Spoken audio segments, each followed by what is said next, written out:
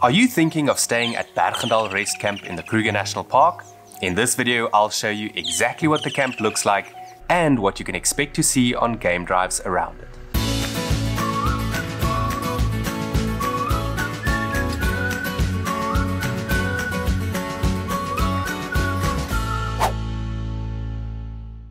Berg-en-Dal Rest Camp lies in the far southwestern corner of the Kruger National Park, near the Machula Loop entrance gate. If you ask me, it's the most family-friendly camp in the whole park, and this is why. First of all, it's got one of the largest and nicest swimming pools of all, with plenty of shade and seating, a shallow pond for the kids, as well as a small jungle gym. Secondly, there are two places where you and your children can learn more about the bush: the Rhino Hall next to reception, and the Rhino Trail on the periphery of camp. The Rhino Hall is jam-packed with information about South Africa's two rhino species, the black rhino and the white rhino. You'll learn more about their skulls and skeletons, their dung, rhino rubbing posts, and even rhinos on rock art, and much, much more. The Rhino Trail starts next to the restaurant overlooking a small dam, and runs for the most part on a single track along the camp's fence line.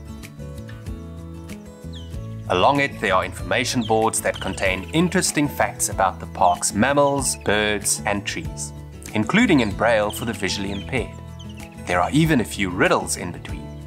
Personally, I just love having the opportunity to stretch my legs after all the game drives, especially when there's an opportunity to spot some animals while I'm getting exercise. Last but not least, there's a small outdoor theatre where wildlife films are shown in the evenings. Like most of the other camps, Berg-en-Dal also has a large, well-stocked shop with a great variety of gifts and basic groceries, a restaurant where you can sit down for a meal or grab takeaways, and a filling station. There's also a small laundromat next to the swimming pool. With all this in mind, you might be fooled into thinking that Berg-en-Dal is as busy and noisy as the neighboring Skukuza and Lower Sabi, but for a large camp, it's actually surprisingly quiet. In fact, I think its size is what makes it more tranquil. Its large and lush grounds have a wonderful wild feel and attract loads of birds, especially between June and August when many of the plants in camp flower. And if you avoid public holidays and school vacations, it's definitely one of the most relaxing camps in Kruger. Accommodation-wise, Berg-en-Dal has limited options. The characteristic brick cottages and bungalows all look very similar and are old but comfortable. I suggest asking for one on the perimeter when you make a booking. The campsite is one of the best, if not the best, in the whole park. It's massive and has plenty of level, well-shaded stands that have power and braai facilities, and that are close to clean ablution blocks and areas to cook and wash up. The most sought-after spots are at the bottom of the campsite along the fence, but you'll need some luck to get a free stand here. Arrive between 8 and 9 AM to give yourself the best chance. Right, now that you know what the camp looks like, let's talk about game viewing. But before I tell you which roads I think you should drive around Berg-en-Dal, check out the link in the description below to order Kruger Routes, the perfect book to help you plan your game drives in the park. If you use this link, you'll receive a 10% discount when you check out. And remember, it's available in Afrikaans as well. As its name suggests, Berg-en-Dal lies in the hilliest part of Kruger. If seeing rhinos is on your bucket list, this is without a doubt the place in the park to visit. White rhinos are common here, and even the shy black rhinos get spotted from time to time.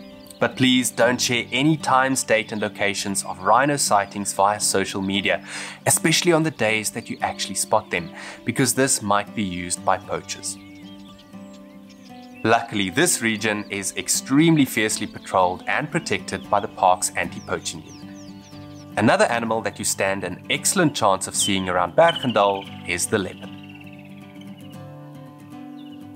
These elusive cats love rocky terrain, which dominates the area around camp, as well as riverine vegetation, which is plentiful along the nearby Crocodile River and Mlabane River roads. When it comes to game drives around Berg-en-Dal, I have 3 good suggestions. Early mornings, I try to be first at the gate, and then I shoot through to the start of the S118 Mlabane River Road without wasting any time. Lions do have a tendency of causing holdups every now and again, since they love lying on or patrolling along the tar roads very early in the mornings. If you don't have any interruptions, however, you'll have the scenic S118 River Road to yourself for the first hour or more of the morning, especially in November, December and January, when Berg-en-Dal's camp gate opens an hour before the nearby Machula entry gate. Drive very slowly east along the S118 and keep an eye out for leopards that are very frequently seen here. In fact, I'll go as far as saying that this is the best road for leopards in the whole Kruger National Park. Carefully check all the rocks, of which there are many here, as well as the large trees along the riverbed that provide the perfect resting spots for them right throughout the day. You've also got an excellent chance of spotting large herds of elephants along this route that are attracted by the lush vegetation and fresh water under the riverbed sand and at James Pan.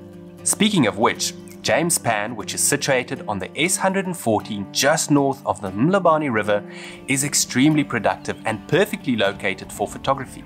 Before heading further east along the S119, cross the stunning rocky riverbed and keep an eye out for leopards here too. Drive a couple of 100 meters north to check all the rocks alongside the road, and then turn back south to stake out the waterhole for a while. There's always a chance that a leopard or another predator could come down for a drink here early in the morning. Then continue your search east along the S119 before making your way back to James Pan when it starts heating up. On a hot day, you're going to need more than just one memory card for your camera.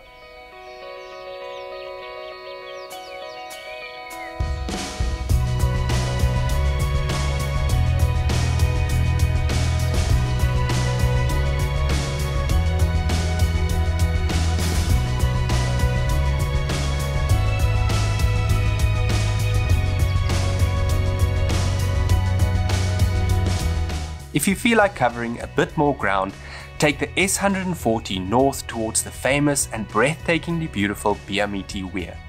Not only do you stand an excellent chance of spotting elephants, but wild dogs are also frequently seen on this road.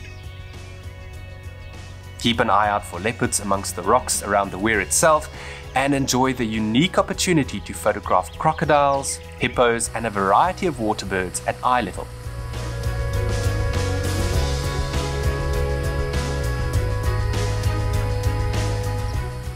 If you ask me, this is the ideal spot to take out your coffee flask and rusks.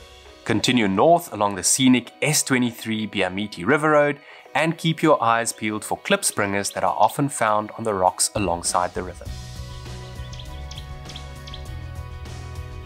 Make your way back to Berg-en-Dal via the H3 tar road, but not before stopping at Afsal picnic site for a fresh cup of coffee and a toasted sandwich. There's also a little shop here that sells drinks, snacks and curios. The last option, and one that I really love as well, is to concentrate all your effort on the S110 Machula Loop, a short gravel road that meanders through the hills just north of camp. Not only is it incredibly beautiful here, but at the end of the cul-de-sac along this loop is Machula Waterhole, another extremely productive waterhole in the Berg-en-Dal region. I've seen lions here many times, as well as buffalo, elephants and plenty of general game.